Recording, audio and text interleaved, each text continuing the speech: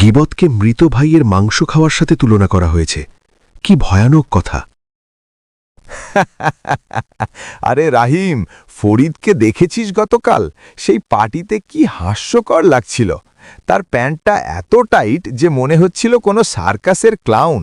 আর তার চুল, উফ, কি অগোছালো, মনে হয় সকালে উঠে চিরুনি ছুঁয়েনি। ভাই, আর তার কথা বলার স্টাইল সব সময় এমন করে যেন সে সবচেয়ে স্মার্ট।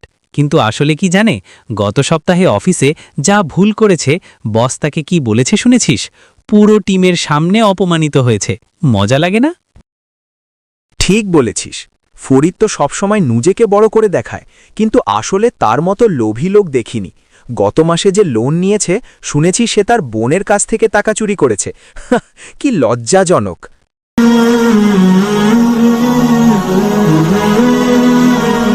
আসসালামু আলাইকুম ভাইয়েরা। আমি অসম্ভবত আপনাদের কথা শুনলাম। আপনারা কি জানেন যে এই গীবত করা ইসলামে কতটা বড় পাপ? আল্লাহ তাআলা কোরআন শরীফে বলেছেন, সূরা আল হুজুরাতের 12 নম্বর আয়াতে, হে ঈমানদারগণ, তোমরা একে অপরের অনুমান করো না এবং তোমরা একে অপরের গীবত করো না। তোমাদের কেউ কি তার মৃত ভাইয়ের মাংস খেতে চায়? তোমরা তো এটাকে ঘৃণা করো। আর আল্লাহকে ভয় করো, নিশ্চয়ই আল্লাহ তওবা কবুলকারী, দয়াময়। এই আয়াতে গীবতকে মৃত ভাইয়ের মাংস খাওয়ার সাথে তুলনা করা হয়েছে। কি ভয়ানক কথা!